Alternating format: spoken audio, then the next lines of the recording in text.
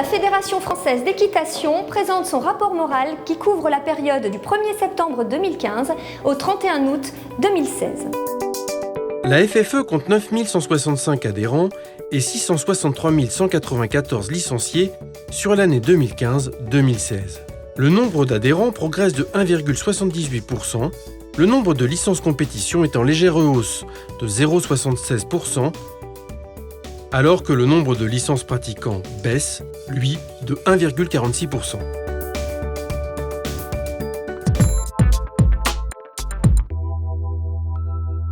Thierry, quels sont les grands indicateurs du centre de contact ? Le centre de contact a cette année répondu à plus de 83 000 appels et traité plus de 36 000 mails. On constate une légère baisse des appels de moins 2,8% et des mails également à hauteur de 17%. Comment expliquez-vous cette baisse ? Par la qualité des réponses de l'équipe qui a enrayé le phénomène de rappel, mais également par l'absence de modifications réglementaires majeures. Est-ce que c'est la seule mission du centre de contact ? Non, le centre de contact gère également la boutique et les petites annonces. La boutique s'est modernisée et enrichie de nouveaux articles.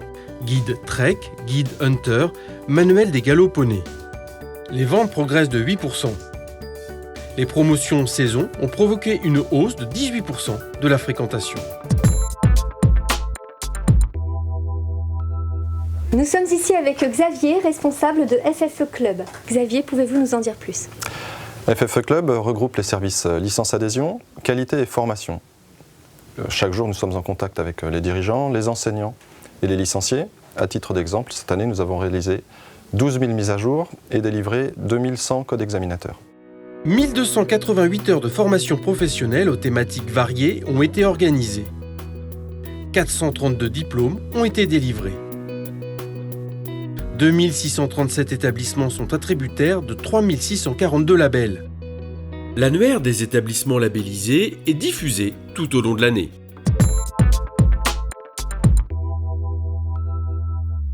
La Direction technique nationale assure la coordination de l'ensemble des 27 cadres techniques nationaux et régionaux, des 24 entraîneurs et 179 experts fédéraux, toutes disciplines confondues. Elle est impliquée dans les dossiers de la compétition, de la formation et du développement. Xavier, ce n'est pas votre seule mission ici.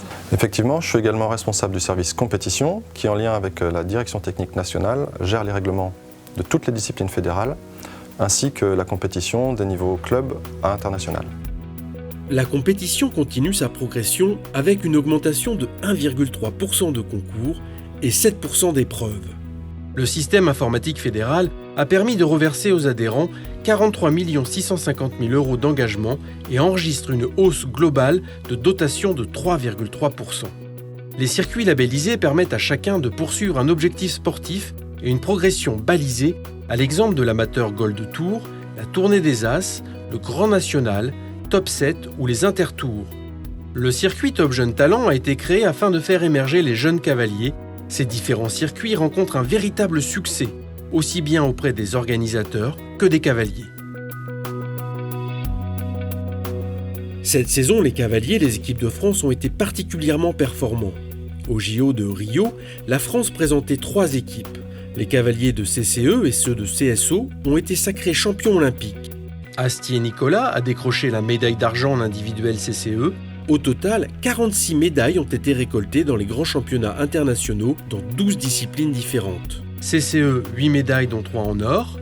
Voltige, 4 médailles dont 1 en or. Attelage, 3 médailles dont 2 en or. CSO, 2 médailles dont 1 en or. Endurance, 1 médaille. Reining, 3 médailles. Dressage, 1 médaille. Dans les autres disciplines, Pony Games, 8 médailles dont 2 en or. Trek, 5 médailles dont 2 en or. Horseball, 3 médailles d'or. Équitation de travail, 3 médailles dont 1 en or. Tir à l'arc, 4 médailles dont 2 en or. Le service informatique a en charge le système FFE Compet, les sites internet ff.com, le traitement des enregistrements et des passeports FEI, ainsi que le suivi des installations internes. Cette saison, les travaux informatiques FFE Compet ont porté sur les règlements 2016 et le développement de 2 applications mobiles, FFE Compétition et Meeting des propriétaires.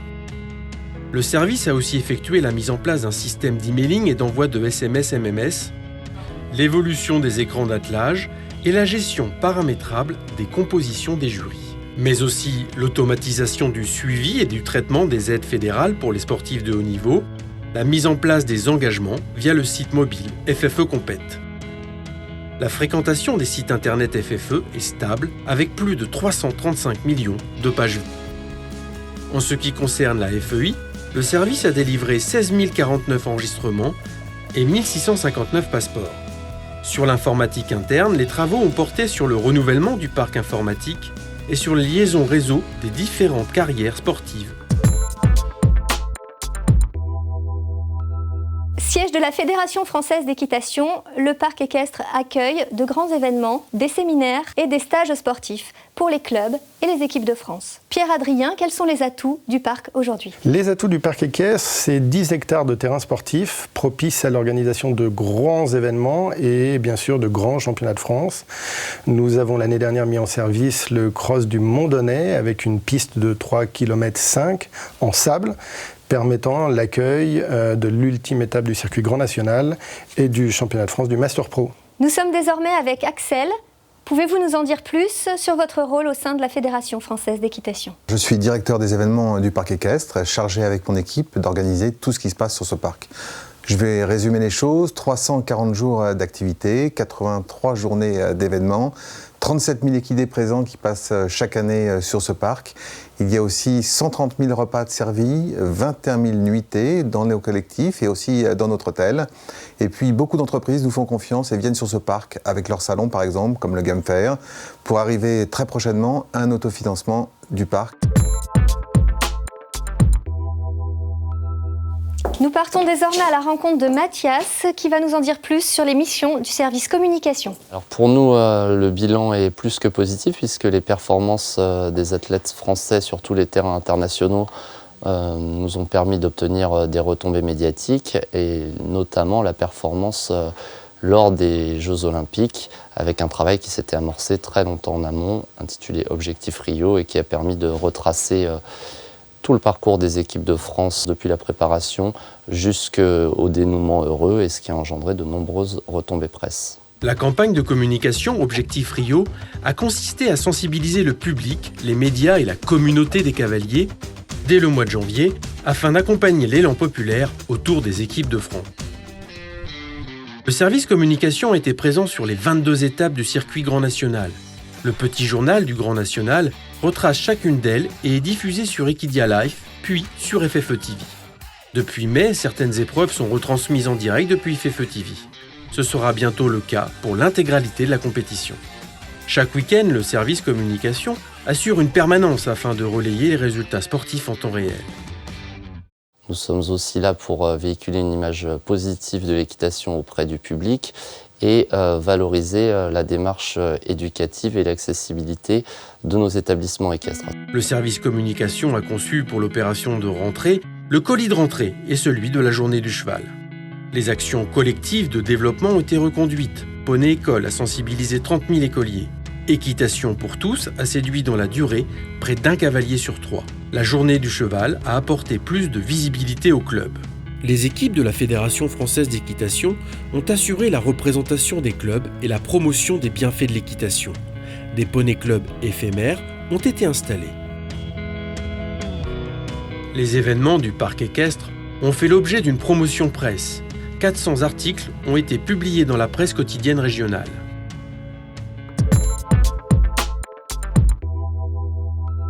Nous voici maintenant au cœur du service publication qui réalise l'ensemble des productions de la Fédération.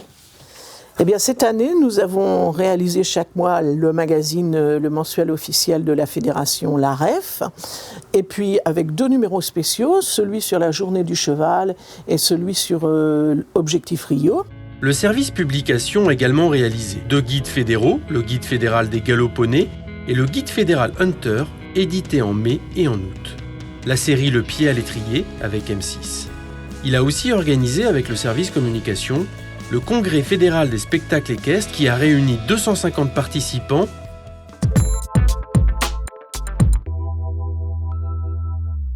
À mes côtés, Constance, responsable du service ressources qui gère les questions juridiques à la Fédération et pour les clubs. Bienvenue au service ressources. Le service ressources répond aux questions des dirigeants afin de leur permettre de gagner du temps et de rester sur le terrain. 1730 réponses à des questions juridiques ont été adressées. Les principaux sujets sont les normes accessibilité handicapée, la gestion des salariés, d'impayés de pension, le port du casque. L'espace ressources offre des actualités et des outils de sensibilisation du grand public concernant des sujets d'actualité ou de société. À cet effet, une lettre ressources est réalisée tous les mois. D'autre part, le service ressources instruit les commissions juridiques et disciplinaires. Le service ressources assure de plus des missions de représentation en vue de l'amélioration et réforme des législations. À l'international, la Fédération française d'équitation préside un groupe de travail européen sur la TVA et la fiscalité européenne.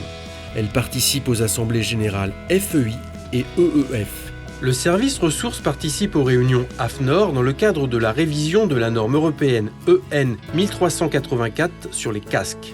Il contribue aux travaux de révision des accords sur le transport des chevaux ainsi qu'à la transposition du règlement zootechnique européen dans le code rural. Le service ressources a organisé la réunion des secrétaires généraux de fédérations européennes et de l'EEF à Paris. Enfin, il assure avec succès le soutien des candidatures françaises à la FEI, qui se sont notamment traduites par l'élection d'une représentante française à la commission attelage et d'un représentant français au tribunal FEI. Nous sommes ici au service tourisme. Les sujets tourisme équestre ont été développés dans les 4 numéros de l'estafette, sur l'espace internet ffe.com tourisme et dans les lettres électroniques d'information. L'exercice a été ponctué de réunions du comité directeur et de groupes de travail thématiques. 3 réunions régionales des associations de cavaliers et meneurs ont eu lieu. 63 poney clubs et centres équestres de la FFE ont mis en place des actions pour la Semaine européenne du développement durable. 15 dossiers de candidature pour le trophée FFE du développement durable ont été reçus. Les prix seront remis lors du Salon du Cheval de Paris 2016.